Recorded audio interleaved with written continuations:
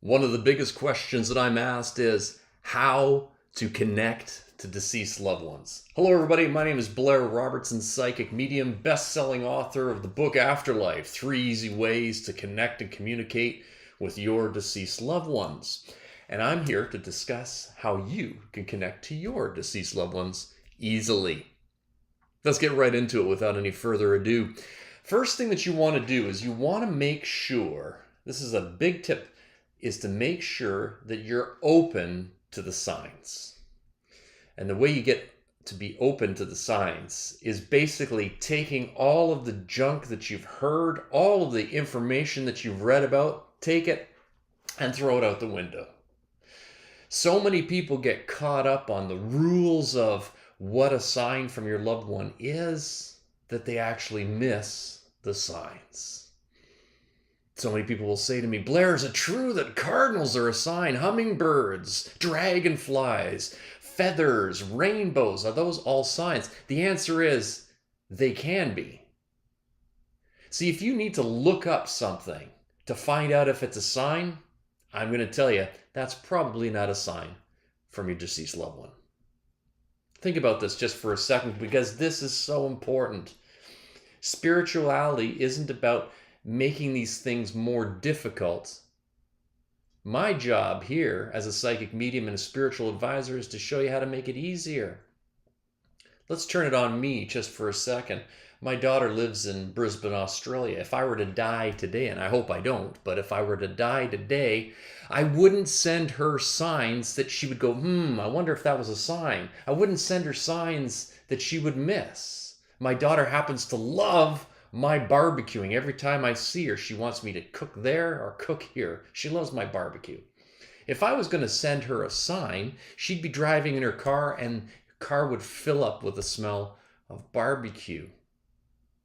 She would know. She wouldn't wonder. She would know that that scent was connected to me. Sounds, feelings, vibrations, things that occur, coincidences. You will know what those signs are. They'll be very clear to you. So stop overanalyzing this stuff. Just be open to any sign from your loved one. That's number one. Just being open will immediately increase the chance of you getting a sign from your deceased loved one. Number two, I want you just to meditate on the feeling and the reason behind the sign. We've been conditioned, told, trained. A lot of books are out there about the meanings of dreams, the meanings of signs and that. The bottom line is every single sign is unique to you and the deceased person on the other side. Let me say that again because that's powerfully important. Every sign that comes through will be unique and special to you and the deceased loved one on the other side. So when you get a sign, show gratitude, say thanks, and meditate on that feeling.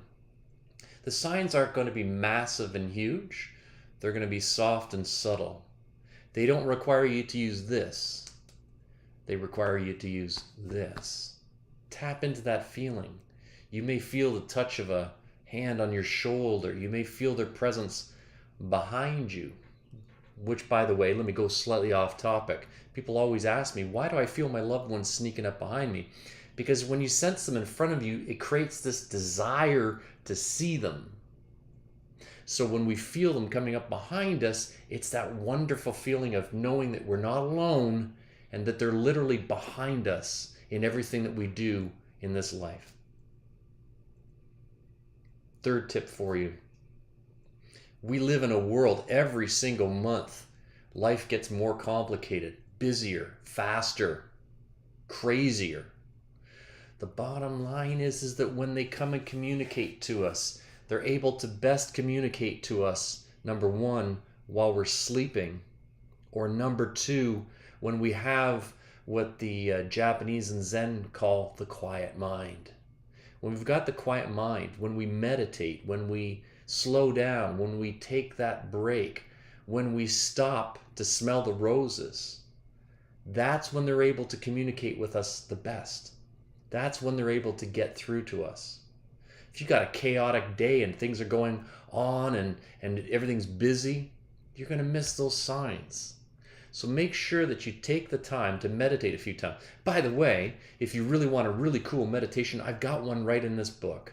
My book has one. It's the fastest and easiest. But you just meditate and ask them to send you signs. They will. Number 4. I think we're on number 4. I think? Yes. I think it's number 4. Anyway, it's the next point I have for you. Remember, when they communicate to us, some people expect them to hear their loved ones or see their loved ones or smell.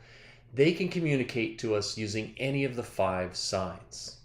And some signs will be absent for the person, so you can't compare it to another person. Some people may say, oh, I hear my dad through music. I hear him in so many different ways. And it's like, well, I smell my dad. So how come she's hearing and I'm smelling? They can use any of the 5 senses to communicate to us. So be open to every one of them. Every single one of them is valid. It's not one sign is better than another. They're all great signs. And they want to show you that they're there. Love never dies. They want you to know love never dies, and we're there for you. And finally, the last one, which I've already talked about, is sleep connections. I've done a video on this, but I'll mention it again right now. The easiest way for our deceased loved ones to make a connection with us is through a sleep connection. I've been teaching this for years. I had a revelation during one of my live demonstrations in front of a group audience. I was saying what all other mediums say, and that is they come to us in dreams. And my spirit guides and this dead person said to me, no, you've got it wrong. We need you to correct that. They don't come to you in dreams. Dreams are naturally occurring. That's part of the sleep process, the rejuvenation process. Sleep connections are different because you will see your loved one as clear as you can see me right now. If they speak to you, you'll hear them clearly. You won't wonder. Dreams are often muffled. Somebody's talking to you and you wake up and they were talking to me, but I didn't understand what they were saying. That's a dream. A sleep connection is totally different, and they're awesome. Also, when you wake up, it will feel like they were just standing right by your bed. It'll feel like they were right there. That's called residual energy because they have to be close to you energetically for you to experience a sleep connection. So when that happens, say thanks. And the easiest way to do this is this. When you go to bed tonight, I want you just to get comfortable. Just when you're nice and in your bed, pull the sheets up, get yourself nice and comfortable, get yourself nice and cozy. And just say the name of one deceased loved one. Now, a lot of people don't follow this. They'll argue with me. I can't pick one. It's impossible. I've got so many deceased loved ones. Well, then don't bother trying because it won't work for you. You just need to name one. Just name one. How many nights do you plan to sleep anyway?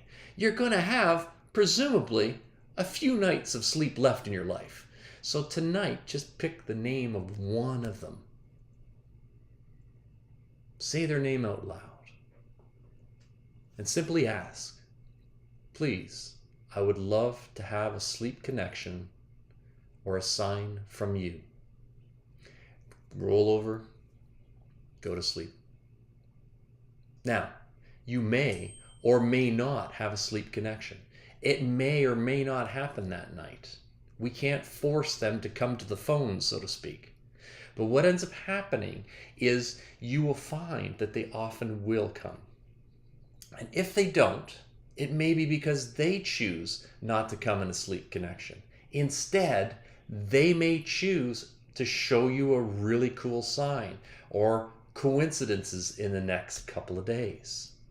I can tell you when people come to my group sessions, one of the most common comments after one of my group readings is this. People experience sleep connections or signs in the next couple of days, usually within 24 to 48 hours, sometimes 72, but it's usually much quicker than that. That's because everything which we've discussed today, the people have come to a group session, obviously they wouldn't be there if they weren't open. We do a meditation often at my sessions, and we often are able to quiet our minds and become focused because that's the reason why we're there. It hits all the criteria. Loved ones come through and speak to others, and so you become aware that different communications happen for different people. You become aware that different signs and groupings of signs and different meanings happen for different people. So that when you leave the event, you're open, motivated, meditated, and your mind is quiet, and you believe, you go to bed, and it works. It's an incredible thing. But you don't need a medium, and you don't have to come to a group. You can just do exactly what I've said just now. Follow those tips to connect to your deceased loved ones. Remember, love never dies. Your loved ones are not dead. They are physically gone, yes. You, me, all of us are going to physically die at some point in time. But love never dies. Our energy, our spirit. We are spirits living a human existence. So we don't die. Our bodies might, but we move on into spirit. And they do send signs to us. Remember, love never dies. My name is Blair Robertson. If you haven't done so already, please click on the subscribe button, which is around here somewhere, down below, I think, or if you're on a phone, it's probably up above. I don't know where it is. Click on the sign to subscribe. Hit the bell so you get every single message. Check out the links below because I have a free weekly newsletter that you will love. I've got lots more tips and suggestions like this for you to help you. And remember this, always, love never dies. Thanks for being with me today.